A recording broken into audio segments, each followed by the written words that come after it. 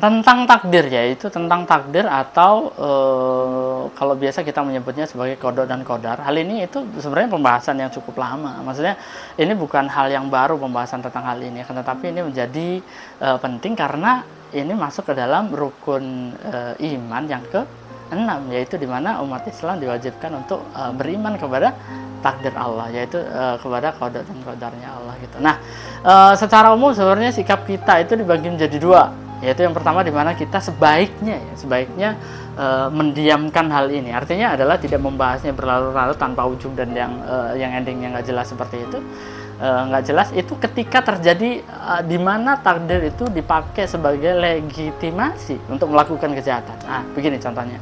Yaitu ketika terjadi sesuatu, misal kenapa kamu mencuri? Kenapa kamu melakukan hal sesuatu? Lalu dijawab, ya ini udah takdirnya. Nah, dalam ketika sudah seperti ini, maka ini yang sebaiknya dihindarkan gitu, pembahasan yang tidak ada ujungnya seperti ini yang sebaiknya tidak diteruskan, karena nanti kecuali dengan dipahamkan ya begitu, yaitu cukup untuk tidak dibahas dengan tanpa ujung nggak jelas begitu, ya udah cukup didiamkan. Kok tiba-tiba sudah menyalahkan hanya karena kita atau pemahaman kita yang kurang, hanya karena kita yang tidak tahu begitu. Nah, itu yang pertama. Yang kedua adalah kita memahami takdir itu secara semestinya begitu. Kita tahu bahwa begini deh, contohnya adalah ketika ada seorang guru, dia membuat prediksi kepada siswanya begitu, yaitu siswa ini nilainya akan bagus, siswa ini akan lulus dengan baik, siswa ini akan begini dan begitu. Sah? Boleh? Salah gurunya? Bukan. Kalau misal terjadi hal-hal yang mungkin tidak diinginkan, misal nilai anak tersebut, si guru membuat prediksi anak ini nggak lulus dan dia nggak lulus, ya apa salahnya guru? Nggak ada, karena manusia itu pada dasarnya free will.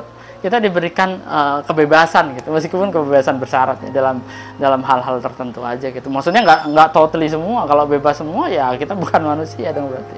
Begitupun Allah, bayangkan saja begini, ketika Allah itu kan maha tahu segalanya, yang lalu, yang sekarang, dan yang akan datang. Ya kita nggak tahu dulu seperti apa, nggak tahu. Sekarang itu pun nggak pasti banget. Kemudian besok apalagi besok, nanti aja itu kadang kita nggak tahu gitu. Kita hanya bisa membuat sebuah prediksi. Sedangkan Allah nggak gitu. Allah tahu yang dulu, yang sekarang, dan yang nanti.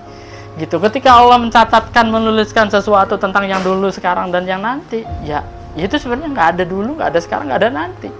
Gitu. Allah menyebutkan bahwa hari di sisi Allah itu adalah ribuan tahun, 1000 tahun, ataupun yang lainnya, itu supaya kita ngerti aja tentang waktu. Di sisi Allah dulu, sekarang, dan nanti adalah hal yang sama, hal yang sama. Artinya Allah mengetahui semua, mengetahui segalanya gitu. Dan kalau sudah seperti itu, ya gimana kita bisa menyalahkan Allah? Itu yang pertama. Yang kedua adalah bahwa Allah itu sudah berjanji. Allah itu sudah berjanji bahwa Allah itu tidak akan pernah menzalimi siapapun, menzalimi hamba, yaitu dimana Allah tidak akan mungkin mengkhianati janji itu, dimana Allah tidak akan pernah berbuat zalim kepada hambanya begitu. Dan ketika konteksnya seperti itu, ya apa yang perlu dikhawatirkan dengan apa yang kita anggap sebagai takdir baik dan buruk begitu. Kemudian yang ketiga adalah ya kita harus tahu bahwa kita itu adalah manusia gitu. Kita menyadari bahwa kita itu manusia. Sebagaimana keras pun kita mencoba untuk menjadi sempurna, itu nggak akan pernah bisa. Terima nggak terima, mau nggak mau, ya kita adalah manusia yang semuanya serba terbatas. Meskipun Allah selalu memerintahkan untuk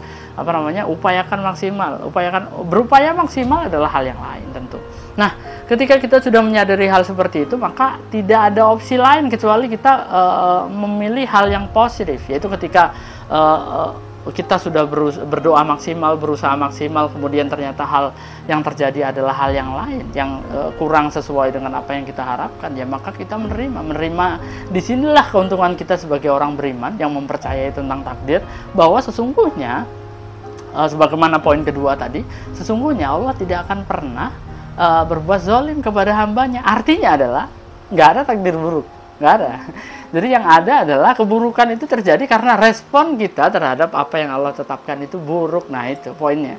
Poinnya adalah bukan kepada bukan kepada hal ini itu baik atau buruk, tapi respon kita itu sangat menentukan. Respon kita ketika sebagai orang beriman nggak mungkin memiliki respon yang buruk ketika takdir yang mungkin kita anggap sebagai lah ini buruk nih buat saya, itu belum tentu buruk menurut Allah. Dan kita harus sadari bahwa ada yang lebih tahu dibanding kita, yaitu Allah SWT.